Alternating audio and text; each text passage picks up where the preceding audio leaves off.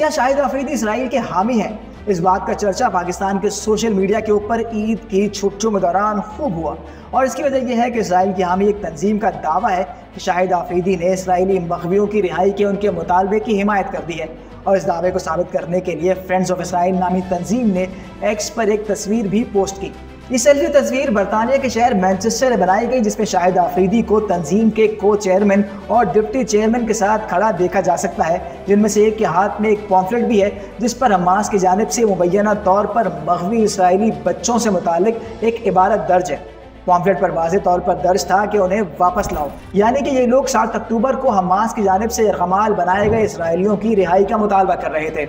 FOI ने यरग़मालियों की रिहाई के मुतालबे की हिमायत करने पर शाहिद अफरीदी का शुक्रिया भी अदा किया। तस्वीर का अपलोड होना था कि हर तरफ चहमगोइयाँ शुरू हो गई और बिल आखिर शाहिद अफरीदी को खुद अपना वज़ाहती बयान जारी करना पड़ा। शाहिद अफरीदी ने FOI के दावे की तरदीद की और एक्स पर पोस्ट में लिखा कि मैनचेस्टर में एक मद्दाह की जानिब से एक तस्वीर बनाने का कहा गया, जिस पर उन्होंने रजामंदी जाहिर की। तस्वीर एक मद्दाह के साथ बनाई गई जिसे बाद में सेहोनी तहरीक के साथ मुंसलिक कर दिया गया।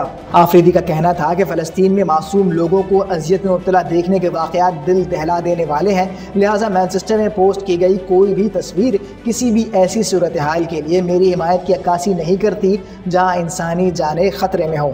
अफरीदी ने जंग के खात्मे, अमन और आज़ादी की दुआ भी की। अफरीदी की जानिब से वज़ाहती बयान आने के बाद लगा कि तूफ़ान थम गया, लेकिन ऐसा नहीं था। FOI ने एक और पोस्ट की और शाहिद अफरीदी के ऊपर एक और इल्ज़ाम लगा दिया। पोस्ट में लिखा, अफरीदी ने अपने कैमरे से यरग़मालियों वाले प्ले कार्ड्स के साथ तस्वीर खींची और ग्रुप के पॉम्फलेट के साथ सेल्फी बनाने पर रजामंदी जाहिर की थी, जिस पर अफरीदी ने जवाब दिया कि उन्होंने एक मद्दाह के साथ तस्वीर बनाई थी और वो FOI की ट्वीट की तौसीक़ नहीं करते। अफरीदी के जवाब के बावजूद FOI का एक्स हैंडल खामोश नहीं हुआ और वहाँ से एक और पोस्ट कर दी गई, जिसमें सवाल किया गया कि क्या आप यानी अफरीदी यरग़मालियों की रिहाई नहीं चाहते थे?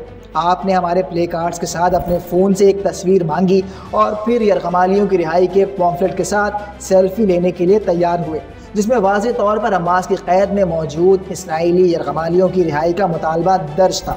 FOI का दावा है कि अफरीदी खुद उनके पास आए और उस वक्त उन्होंने मास्क लगाया हुआ था। FOI को अंदाज़ा नहीं था कि वो कौन है। अफरीदी ने खुद पॉम्फलेट तकसीम करने वालों से बात शुरू की।